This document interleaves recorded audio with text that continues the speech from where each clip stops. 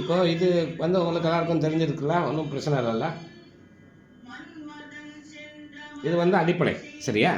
இப்போது நாம் ஒரு கிரகத்தை வச்சு மட்டும்தான் பார்க்க போகிறோம், சரியா?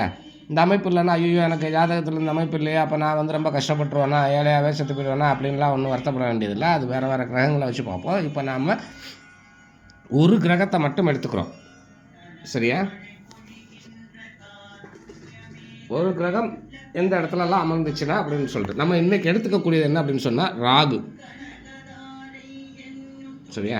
ராகுன்னு சொல்லிட்டு ரொம்ப அதிசக்தி வாய்ந்த கிரகம் இல்லையா? நமக்கு எல்லாத்தையும் கொடுக்குறதுல அதிசக்தி வாய்ந்தது. கேது எல்லாத்தையும் கெடுத்து நம்மளை ஞானி ஆக்கிடும். அதனால் நம்ம கேது அப்புறம் பார்ப்போம். கேதுக்கு அதுக்காக கொடுக்காம போயிடுமான்னா இல்லை, கேதுவும் கொடுக்கும். அது சில அமைப்புகள் இருந்துச்சுன்னா கேதுவும் கொடுக்கும். அப்படி ராகு வந்து உங்கள் ஜாதகத்தில் எந்தெந்த இடத்துல இருந்தால் உங்களுக்கு நல்ல அதிர்ஷ்ட வாய்ப்புகளை தரும் அப்படின்றத பார்க்கலாம். முதல்ல மேஷத்தில் ராகு மேஷத்தில் இருந்துச்சுன்னா உங்களோட வாழ்க்கையில் உங்களுக்கு கண்டிப்பாக நீங்கள் சாகர காலத்துக்குள்ளார உங்களை ஒரு நல்ல ஸ்டேஜுக்கு கொண்டு வந்துட்டு தான் விடும். அடுத்தது ரிஷபத்தில் ராகு, சரியா?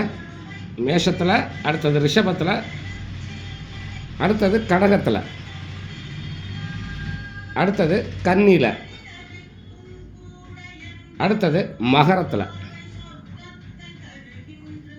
அப்போது 1 2 3 4 5 இந்த 5 இடங்களில் ராகு உங்களுடைய ஜாதகத்தில் இருந்துச்சுன்னா, உங்களுடைய ஜாதகத்தில் மேஷத்துலேயோ ரிஷபத்திலையோ கடகத்திலையோ கன்னியிலையோ மகரத்திலையோ ராகு உங்களுடைய ஜாதகத்தில் இருந்துச்சுன்னா கண்டிப்பாக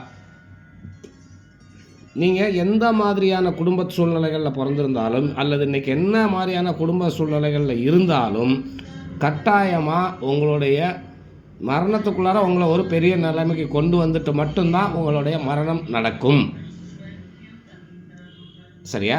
மேஷம், ரிஷபம், கடகம், கன்னி, மகரம் இந்த 5 இடங்களில் ஏதாச்சும் ஒரு வீட்டில் ராகு இருந்தால், உங்களுடைய ஜாதகத்தில் ராகு இருந்துச்சுன்னா கண்டிப்பாக உங்களுடைய மரணத்துக்கு முன்னாடி உங்களை என்ன பண்ணிடும், கண்டிப்பாக ஒரு நல்ல நிலைக்கு கொண்டு வந்துட்டு மட்டும்தான் உங்களுடைய மரணம் இருக்கும். ஒரு மதிப்பு மரியாதை, ஒரு பண வசதிகளோட ஒரு நல்ல ஒரு சுகமான மரணம் அப்படின்னு சொல்லலாம்.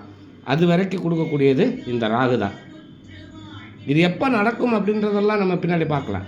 ஆனால் இந்த நிலைமையில் இருந்துச்சுன்னா கண்டிப்பாக உங்களுடைய ஆயுள் முடிகிறதுக்குள்ளார உங்களை நல்ல நிலைமைக்கு கொண்டு வந்துட்டு தான் உங்களுக்கு ஆயுள் முடியும். அப்போது மேஷம், ரிஷபம், கடகம், கன்னி, மகரம் இந்த 5 வீட்டில் ராகு இருக்குதான்னு உங்கள் ஜாதகத்தில் பார்த்துக்குங்க. இதில் வேறு ஏதாச்சும் சந்தேகம் இருந்தால் கேட்டுக்குங்க.